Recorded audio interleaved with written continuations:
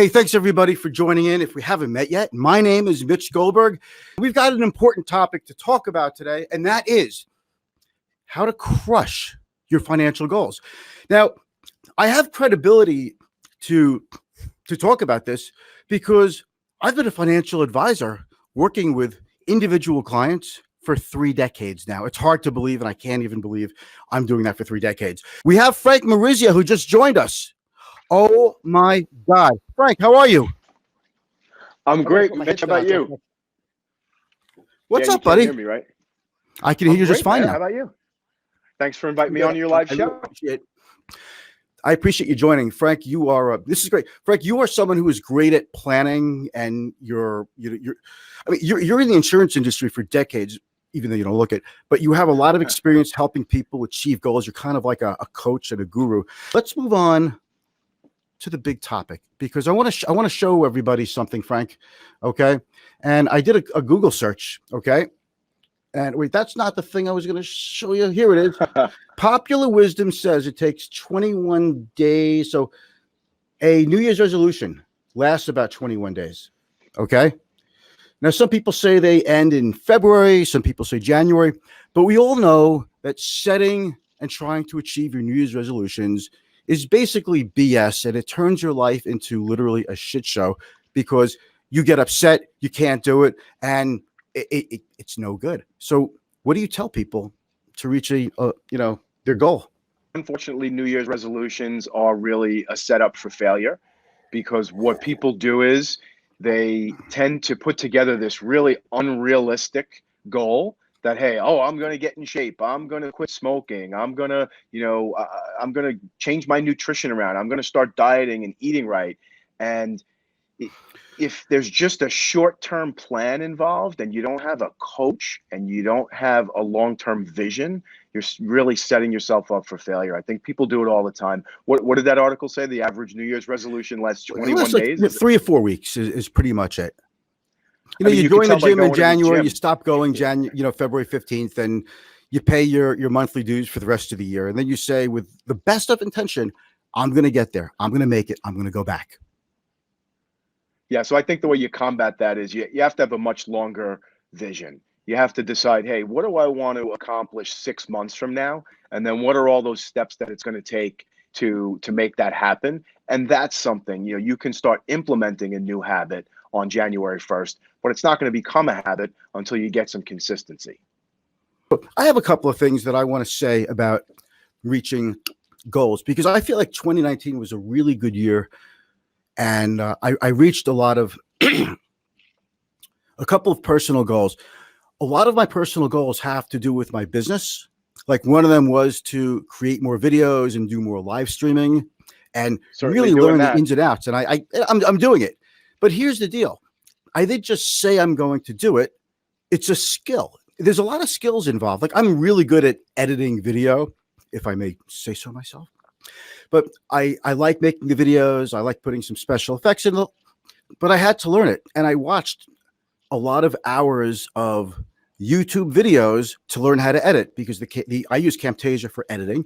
And I had to learn how to use all this stuff. And the point is, I didn't just say I'm going to do something. I realized I had to learn a skill. You don't just get to say, hey, I'm going to learn calculus, for example, to pick a subject that I hated. And one day at a time. One day, but it's a skill you have to learn. That's why you go to school for it. So to me, for a financial goal, and I hear the same thing, because I've been dealing with hundreds and hundreds of clients and thousands of unique situations, but eventually there's a lot of commonalities, and it always has to do with, I want to spend less money or make more money. You don't just say, I'm going to spend less money, I'm going to be more careful with my spending, and expect it change. Like, you start January 1st. I'm not spending anything. I'm not putting my hand in my pocket. I'm driving right by Starbucks. I'm driving right by the mall. I'm not stopping anywhere. You have to make it into a new skill that you're not accustomed to, or new habits, you could say also, right? Do you agree with that? Right? I do. So it's all about forming the right habits. I would say by the inch, it's a cinch. By the yard, it's hard. Is that a Maurizioism? That's a Maurizioism. Video coming soon. Okay. So for those of you who don't know Frank, you could follow him on LinkedIn, Frank Morizio, Morizio. Well, yeah, IO, excuse me. His name is right there on the screen. Check There him it out is. on LinkedIn, connect with him. He puts out this Tip Tuesday, but it's a very meaningful thing. He literally 1 to 1.5, maybe 2 minute clips where he's usually standing somewhere really cool in Manhattan, like Grand Central Station or Park Avenue or something. And he makes these great videos, and they're really impactful. And when you think about it, it's like stuff that literally can change your life. It's amazing how impactful that could be. Hey, what's What's going on, up? guys? It's so great to see my friend Guys Michelle. talking about Michelle. New Resolutions. She's on the move. Look at her. She's always on the move. You know, Michelle, we I think we're in your wheelhouse because we're talking about financial goals, and you're a nutritionista. You are Yes. nutrishmish.com. And we talk about how financial goals and health goals and weight loss goals are so similar. And Frank and I are talking about this, that like when you want to learn how to not spend as much money, my feeling is you have to become a little obsessed with it. Yeah. You have to check out you have to look at your credit card statements every single day. You have to hit your apps and look at your bank accounts. You have to look at everything. Okay. And you have to look at it every single day. You have to read articles. You have to watch videos, and you have to learn how to spend less money. You have to, in my opinion, it's a skill. If you're not dedicating at least 35, 45 minutes a day, every single day for all of your New Year's resolutions, all of your goals for the next year, then you're failing. I don't think it's going to happen.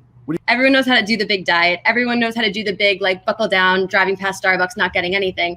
The problem, though, is that we don't think about putting systems in place to make sure that that goal happens, because I'm sure we've all had goals about a million different things, but having a goal doesn't necessarily mean that we're going to accomplish it or not. But when you have systems in place to ensure that all these things are going to happen, now you're in a position where you can actually accomplish something. But it's got to be done in a progressive format, so if you're trying to watch your money, for example, or watch your food, I tell people, I actually compare discretionary calories to discretionary income. So I say, if your financial advisor said to you, every dime you make, you either have to save it or put it towards your bills, you do it for a little while, but then you'd go on a shopping spree, right? So with nutrition, same thing. If you diet too hard, yeah, and you say no pizza, and I work in an office. We have a lot of professionals here.